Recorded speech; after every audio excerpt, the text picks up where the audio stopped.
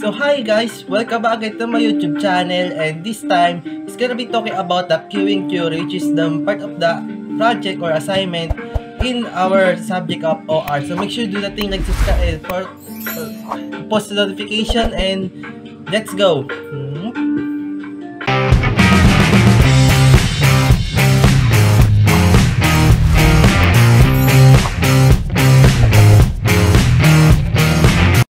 So this time, we're gonna be talking about the queuing theory, which is the introduction.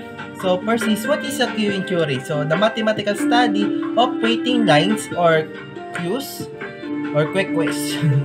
There are several related processes arriving at the back of the queue, waiting for the quick question. Essentially, ito yung mga start in storage process. So and being served by the server at the front of the queue, or aka waiting lines. So, it analyzes the process of arrival, service, and departure of optimized system performance in various fields such as telecommunication, manufacturing, transportation, and healthcare. And the theory helps to predicting congestion, improving efficiency, and minimizing wait times in service-oriented environment. So, yung example nito, ito yung queuing theory, is finding the best level of service. So, sa pila na ito, make natin sa figure nito, ito yung customer arrivals and the queue or the waiting line. With servers, kung ilang servers na dun sa isang facility or sa business. Pwede isa, pwede dalawa, pwede tatlo. Malalaman natin yan in the sum of the theory na pag-aaral natin in the next videos. And the exit system. So, ito yung mga servicing system na naka-box. And ito yung mga isang components. One of the components of the queuing system. Next slide please.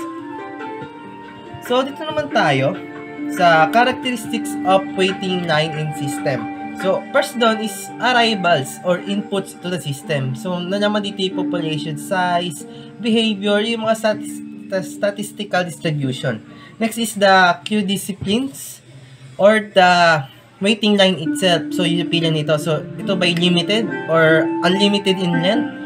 Discipline of people or items in it. Yung discipline of people, pag tatalakayin po natin yan in this video mamaya. And the service facility. Ito yung design statistical distribution of service system. Next. So, ito na yung queue discipline. So, una muna dito is yung FIFO or FCS. Ito yung tawag na first in, first out, or first come, first serve. So, the customer served in the order they arrive in, used by default. So, ito natin sa picture sa Starbucks. Nakapila sila kung sino yung una, yun yung unang masaserban. So, ito'y napakahaba ng pila. So, hirap niyan. Antay ka nang matagal. So, queue discipline number 2 naman tayo, LIFO or LCS. Last in, first out, or last come, first serve. So, the customer are served in a reverse order to the order they arrive in. Just like dito sa jeepney na to, kung una ka, nung upo, doon ka sa sa katabi, sa likod ng jeep, nakita natin dito.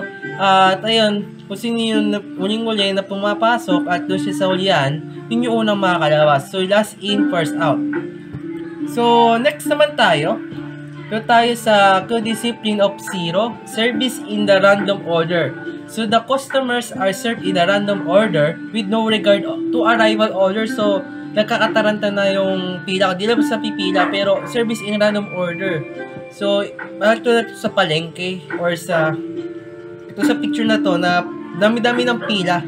So, kahit ano na gusto nyo mapili nung server na yan, ay yung unahin niya. So, service in random order. So, next, the queue discipline number 4. Ito yung PQ or priority queuing. So, there are several options, namely priority queuing and non-primitive queuing. Class-based wait fair queuing and wait fair queuing. So, ito na yun sa mga senior citizen o kaya minsan sa mga students. Ito yung priority na inuuna yung mga may kapansanan, mga ganon. So, ito yung one of the discipline na rin sa queue. And next, the PS processor sharing. So, the customer are served in the determining order with no or arrival order. So, it means ito yung mga nag-appointment sa doktor, sa dentista, and many more. So, kahit anong punta mo dito nakapila, pero pag di mo pa time doon sa appointment na yun, di ka pa rin makakapag terms of the service. So, kailangan may appointment ka dito, kaya tinatawag dito process or sharing. Okay, next. Ito naman tayo sa arrival characteristic. So, number 1 is size of the population. Kung ito by unlimited, indefinite, or the limited or finite. So, finite. Second naman is pattern arrival. So, scheduled. Sabi ko kanina kung may pumipit ka ba, or random. Often the Poisson distribution. So, number 3, size of the population within a queue, or do not switch lines, or bulking, mga ganon. Bulking or regenerating. Next. Ito naman yung behavior of arrivals. Bulking. Customer decided not to join queue or pila waiting lines if it's too long. Kung mababa ang pila at mabagal yung service, papag-queue lang ulit. Kung maaari, halimbawa, at may time ka pang may late ka sa trabaho, kay sa school, at ayun, kaya mo na umalis. Alis ka na talaga kasi mahaba yung pila, nasaan yung oras mo, maglalakad ka pa, ganun. So, tawag doon bulking. So, di ka naman na-join. So, originating naman, customers leave the queue if they are waited too long for the service. So, ito naman, aalis ka na sa pila. Kung wala kang manggagawin or is gusto mo lang umalis kasi haba na pila. And then, next naman is size of the population. Customers switch between queues if they get served fasting by doing so. So, it means, kung may dalawang pila, sa isang pila, kunwari sa pila A, is maraming, mabilis yung kanyang pag-process kaysa sa process B. So, maraming customer mag-switch sa pila ng process A. So, ganyan yung switching nila by size of population. Next slide is service characteristic naman tayo, queuing system design. So, single system, multiple channel system. So, single, ito yung isang teller lang sa isang pila. Or pwede ring multiple channel system. Ibig sabihin, dalawa pila. Isang tela, ganon. So, single phase system, multi-phase system, parang same lang yung sinabi ko kanina. So, service time distribution, where tayo constant service in time.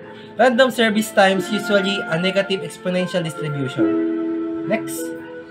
So, ito naman yung kay Kendall's notation, kung kung history na ito, queuing theory, or introduction to queuing. So, it's all about to Kendall's notation. So, ito si Kendall's notation is a discipline within a mathematical theory of probability. So, Kendall's notation is a standard system used to describe and classify the queuing mode.